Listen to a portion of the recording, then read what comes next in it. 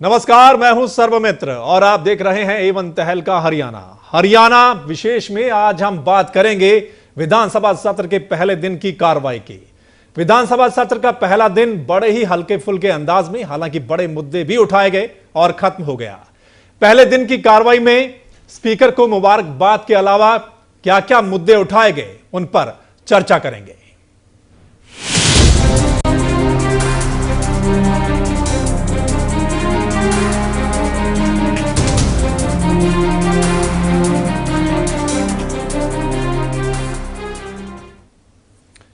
हरियाणा विधानसभा सत्र के 3 दिवसीय कार्रवाई में पहले दिन सभी नवनिर्वाचित विधायकों को प्रोटेम स्पीकर रघुवीर कादियां ने शपथ दिलवाई। वहीं कैथल से विधायक रणदीप सिंह सुरजेवाला निजी कारणों की वजह से 13वीं विधानसभा सत्र के पहले दिन नहीं पहुंच सके। शपथ ग्रहण के बाद विधानसभा अध्यक्ष के तौर पर जगाधरी से विधायक कंवरपाल गुर्जर का नाम सर्वसम्मति से चुना गया। हरियाणा की 12वीं विधानसभा के सत्र की सोमवार से शुरुआत हो गई। सत्र के पहले दिन प्रोटेम स्पीकर रघुवीर कादियां ने नवनिर्वाचित विधायकों को विधायक पद की शपथ दिलाई, लेकिन कैथल से कांग्रेस विधायक रणदीप सिंह सुरजेवाला निजी कारणों की वजह से विधानसभा सत्र के पहले दिन मौजूद नहीं रह सके। इसके अलावा विधानसभा के हुए शपथ ग्रहण में कैप्टन अभिमन्यु और रणधीर कापड़ीवास ने संस्कृत में शपथ ली, बख्शीश सिंह ने पंजाबी में शपथ ली। वहीं बाकी बचे विधायकों ने हिंदी और अंग्रेजी को अपनी प्राथमिकता दी। वहीं शपथ ग्रहण के बाद विधानसभा अध्यक्ष का चुनाव किया गया। इसके लिए संसदीय कार्य मंत्री रामविलास शर्मा ने जगाधरी से बीजेपी विधायक कंवरपाल गुर्जर का नाम प्रस्तावित किया और कैप्टन अभिमन्यु ने कंवरपाल के नाम का अनुमोदन किया। इसके बाद सर्वसम्मति से विधानसभा का अध्यक्ष कंवरपाल को चुन लिया गया। कंवरपाल गुर्जर के सर्वसम्मति से विधानसभा अध्यक्ष चुने जाने के बाद संसदीय कार्य मंत्री रामविलास शर्मा ने पूर्व मुख्यमंत्री भूपेंद्र सिंह हुड्डा, इनेलो नेता अभय चौटाला और इनेलो नेता नैना चौटाला का आभार जताया। इसके बाद विधानसभा में मौजूद विधायकों ने कंवरपाल गुर्जर का अभिवादन किया और विधानसभा स्पीकर से उम्मीद जताई कि वो राजनीति से ऊपर उठकर विधानसभा अध्यक्ष की जिम्मेदारी सही ढंग से निभाएंगे। चंडीगढ़ से ईशा ठाकुर के साथ सत्यवान महिवाल, एवन तहलका, हरियाणा। तो वहीं मुख्यमंत्री मनोहर लाल खट्टर ने विधानसभा में कहा कि पिछली सरकार की कार्यकाल में विधानसभा की कम सीटिंग हुई थी और उनको बढ़ाया जाएगा। हमेशा हम सबके ध्यान में है और मैं विश्वास करता हूं कि केवल अध्यक्ष का ही दायित्व नहीं है, सदन के सब साथियों का भी दायित्व है कि अपने सदन की गरिमा बनाए रखेंगे, चाहे वो सत्ता पक्ष के विधायक हो अथवा प्रतिपक्ष के विधायक हो। अध्यक्ष महोदय से भी मैं अनुरोध करूंगा कि इस सदन में आधे से अधिक सदस्य पहली बार जुड़ करके आए हैं। मेरे समय स्कूल मिलाकर भले ही पहली बार जुड़ के आए हो तो भी उन सब सदस्यों को बोलने का पूरा मौका देना चाहिए। 31, 32, 35, 40 जितने भी सेटिंग में एक वर्ष में हुई है। मेरा निवेदन रहेगा कि प्रदेश के हित में हम सब बातों को ठीक से विचार-विमर्श करके और विधायी कामों में भी और अपनी योजनाओं को स्कीमों को आगे बढ़ाने में हम और जनता की सेवा कर सके। तो इस सिटिंग्स की संख्या, बैठकों की संख्या भाई अधिक की जाए, ऐसा सदन की ओर से। वहीं पूर्व मुख्यमंत्री भूपेंद्र सिंह हुड्डा ने कहा कि व्यक्तिगत टिप्पणियों की बजाय सभी सदस्यों से अनुरोध है कि मुद्दों पर सही से चर्चा होनी चाहिए। सबसे ज्यादा आपके सदन की गरिमा रखना और हर सदस्य के जो है उसको उनके हितों की सुरक्षा देना, हर सदस्य को हाउस में जो है समय देना और उचित जो है उसकी कार्रवाई करना सब कहानी आती है।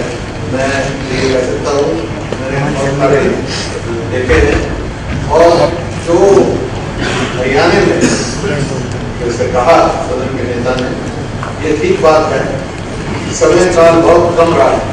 हमने भी प्रयास किया इसको बढ़ाया जाए, लेकिन हमारे से पहले ऐसी प्रथा पड़ी थी, एक दिन के सदन बुलाए गए, तो उस प्रथा को हटना है हमारे को।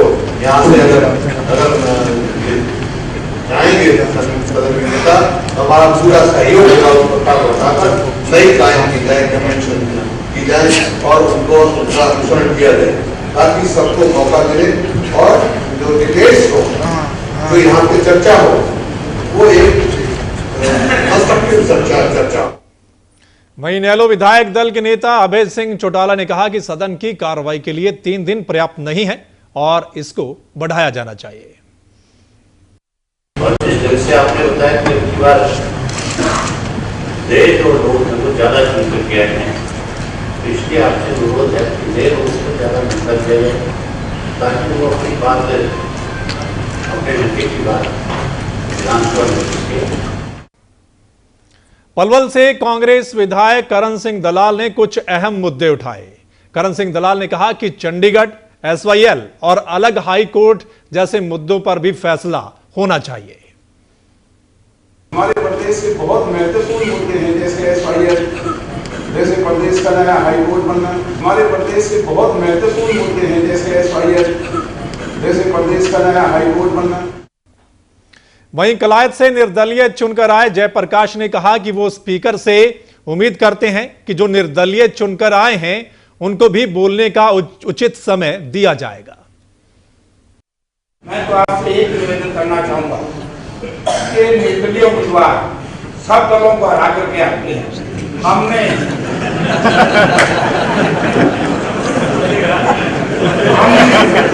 हमने उसमें ज्यादा से ज्यादा बोलने का मौका तो आजाद प्रत्याशी को मिलना चाहिए।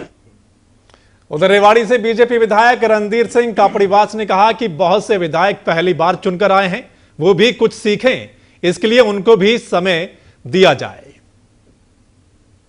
आदरणीय अध्यक्ष महोदय, आपकी शालीनता और कुशलता इस बार में मैंने देखी थी।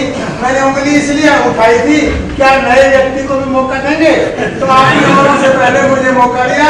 ये आपका पहला ही जो दर्पण है वो दिखता है, आपकी शालीनता, आपकी उदारता और आपकी निष्पक्षता, और आप जो आज चुने गए इसके लिए आभार प्रकट करता हूं। तो सदन के पहले दिन की कार्रवाई, बीजेपी की सरकार बनी है पहली बार पूर्ण बहुमत से।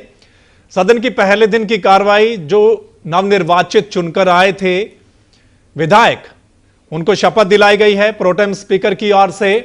उसके बाद स्पीकर का चुनाव किया गया सर्वसम्मति से, सभी ने उनका अभिवादन किया है, मुबारकबाद दी है। और फिर कुछ मुद्दे भी उठे हैं, पहले दिन कुछ बड़े मुद्दे भी उठे हैं, उन पर चर्चा भी करेंगे। और इस चर्चा में मेरे साथ जो मेहमान शामिल है मैं आपको बता दूं, जयप्रकाश जी मेरे साथ मौजूद हैं, निर्दलीय चुनकर आए हैं कलायत से।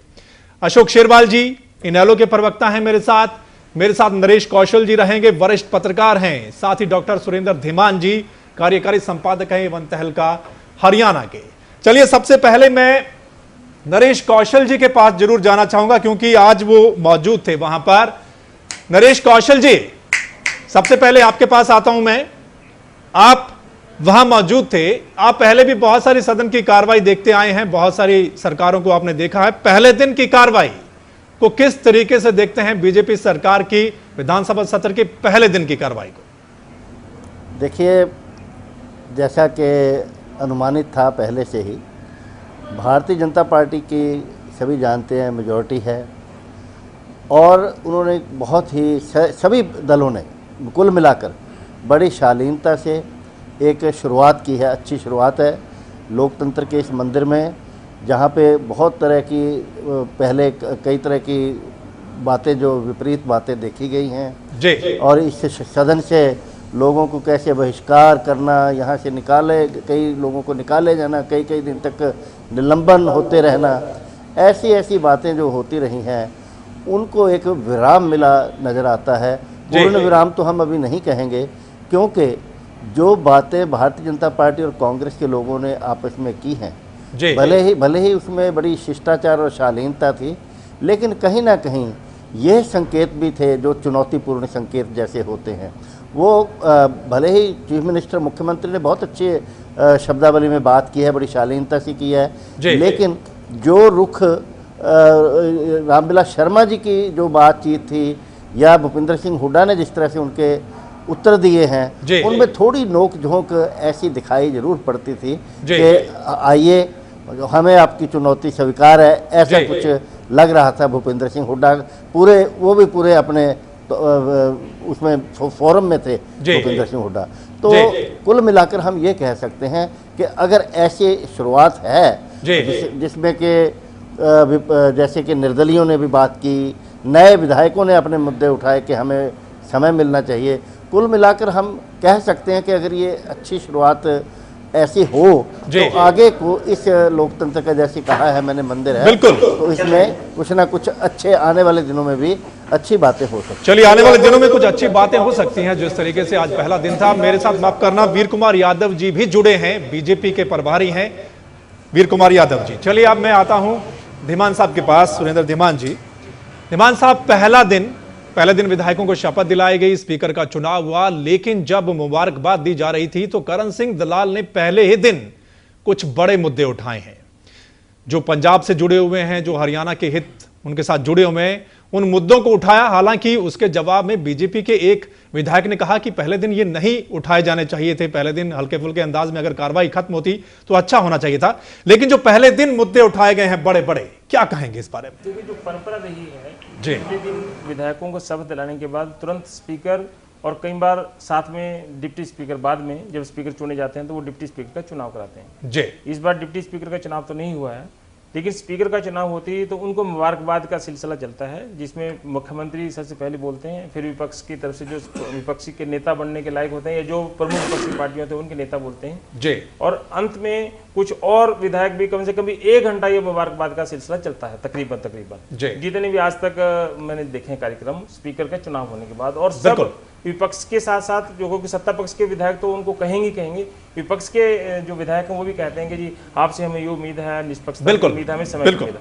लेकिन जो इशू है, इसी दौरान जब करण सिंह दलाल ने आज उनका मुबारकबाद के साथ साथ ये 3 ऐसे इशू जो कि बहुत ज्वलंत मुद्दे हैं, SYL का इशू है जो आज तक मामला जो है हरियाणा का लटका हुआ पानी वाला, और अलग हाई कोर्ट वाला, और चंडीगढ़ का इशू, ये ज्वलंत विषय इसलिए उन्होंने शायद इसलिए भी उठा लिया कि अभी तुरंत मुख्यमंत्री जो पंजाब के हैं प्रकाश सिंह बादल, उन्होंने बहुत इस इशू को गरमाया हुआ है। पंजाब की पूरी सियासत जो राजनीतिक दल हैं सब ने इसी पे सियासत कर रहे हैं, तो शायद उन्होंने एक विषय से मुबारकबाद के साथ साथ एक विषय ये लगा दिया कि ये इसके हमने हल करना है। हालांकि इसके लिए अभी समय हमारे पास, कल जैसे राज्यपाल का अभिभाषण होना है, उस पर चर्चा होनी है, उस दौरान भी इशू आ सकता था, उसके बाद भी और लेजिस्लेटिव जिस दिन वर्क होना है परसों, उस दिन ये काम आ सकते हैं। लेकिन उन्होंने इसकी महत्वता को देखते हुए कि क्योंकि इस वक्त आज की डेट में इशू आ रहा है पंजाब के मुख्यमंत्री द्वारा, तो हमने ये इशू हल करना है। तो पहले दिन ही आज तक तो ये लगा कि जो ये विधानसभा बनी है, बीजेपी के बहुमत वाली सरकार इसमें चला रही है जी, इसमें 53 MLA नए चुन के आए हैं,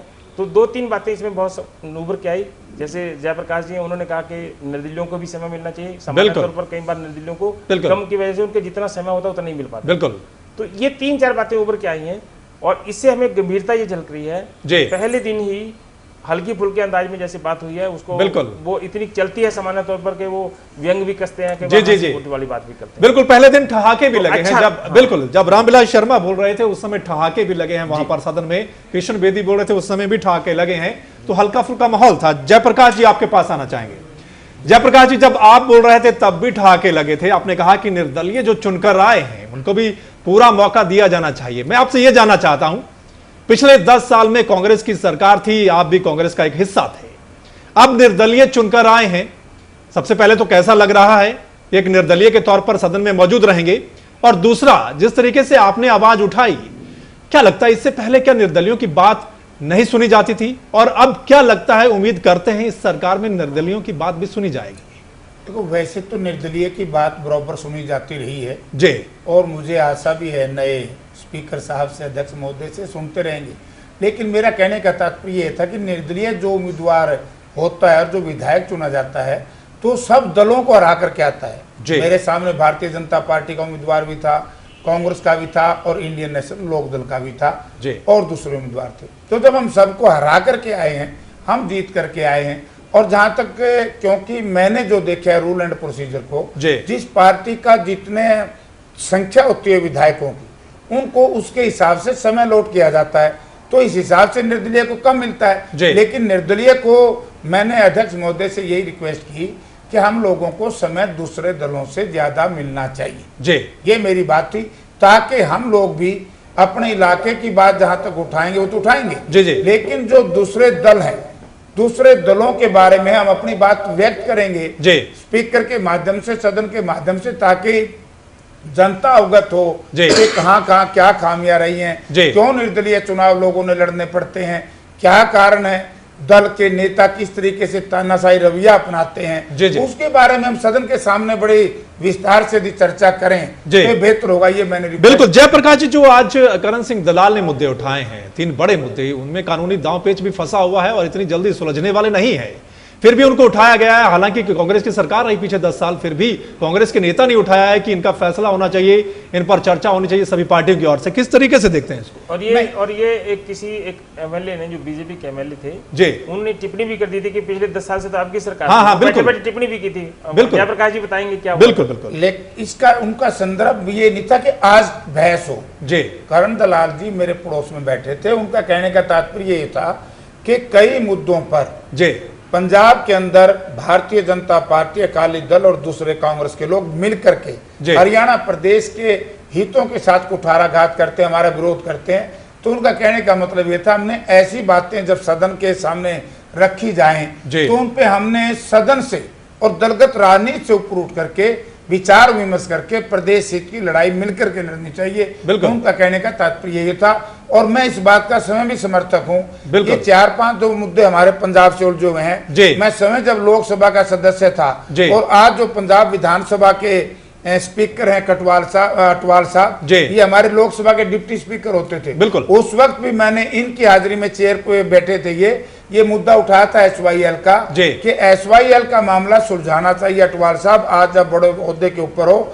और उस वक्त एक मामला सामने आया था कि रेणुका डैम से लेकर के लक्सरव्यासी डैम तक यदि ये डैम बन जाए और इस डैम का पानी हरियाणा को दे दिया जाए और बिजली का हिस्सा ज्यादा हिमाचल प्रदेश को दे दिया जाए और इसका खर्च पंजाब सरकार दे तो अच्छा हो सकता है। तो इस तरह की बातें हम करेंगे, सदन में मुद्दे आएंगे तो हम सुझाव बिल्कुल इस तरीके की बातें करेंगे। अशोक शेरवाल जी आपके पास आ जाते हैं। अशोक शेरवाल जी, पिछली बार भी आप विपक्ष में बैठे थे, हालांकि आपके विधायक ज्यादा थे, इस बार बहुत कम है, 19 विधायक हैं आपके।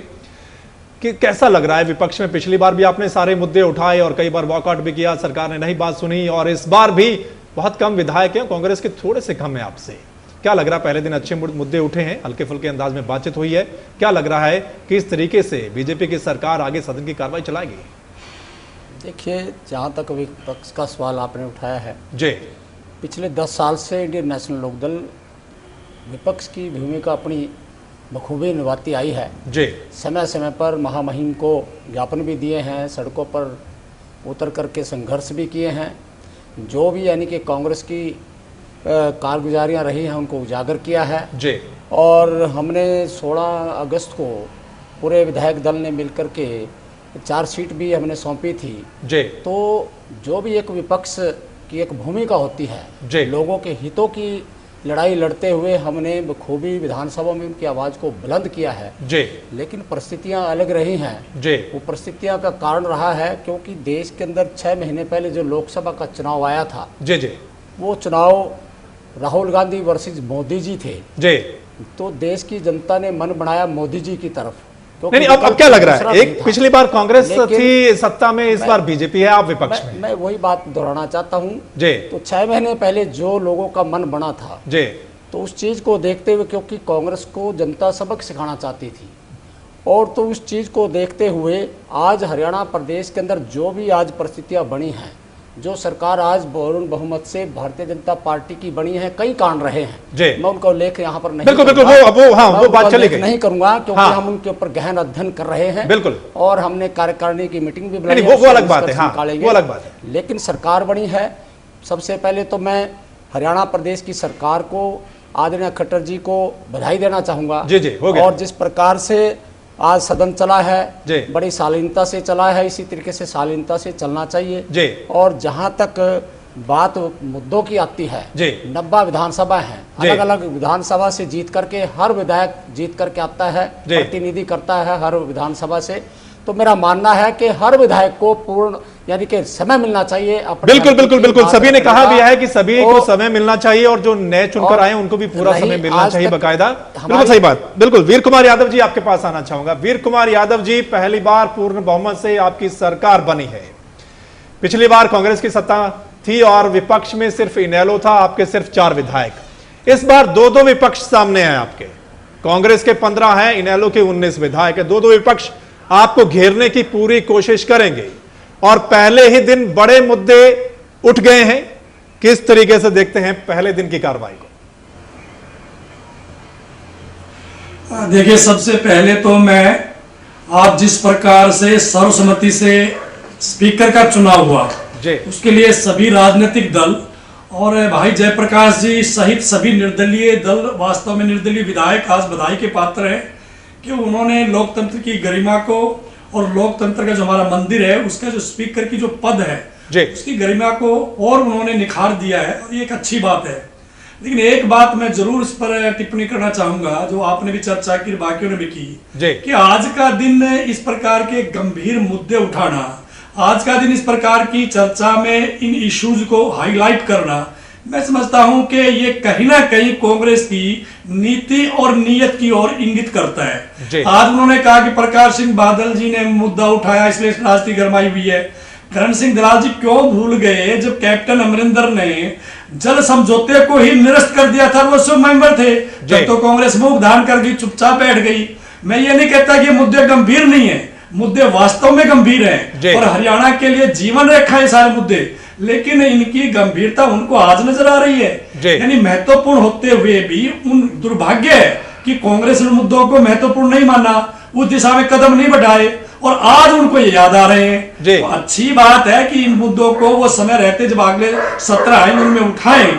और मैं जहां तक कंवरपाल जी गुर्जर को मैं जहां तक समझता हूं, भारतीय जनता पार्टी को जो मैं समझता हूं कि निश्चित तौर पर और जो एक वास्तव में सदन की कार्रवाई चलनी चाहिए, मैं आज आदरणीय सम्माननीय कुलदीप शर्मा जी की यानी कार्यशैली पर टिप्पणी नहीं करूंगा, लेकिन हरियाणा की जनता ने पिछली बार भी देखा है कार्रवाई किस प्रकार चली और मैं समझता हूं आगे भी देखेंगे। और इसलिए ये सारी बातें जो आज हुई हैं बहुत अच्छी हुई हैं, स्वस्थ परंपरा है और मैं समझता हूं कि लोकतांत्रिक परंपरा में ये अच्छी बात है कि सर्वसम्मति से हम स्पीकर को चुनते हैं और स्पीकर फिर निष्पक्ष भाव से, क्योंकि स्पीकर जो है वो विशेषकर विपक्षी दल का संरक्षक होता है, वो निश्चित तौर पर और सदन का एक प्रकार से संरक्षक होता है।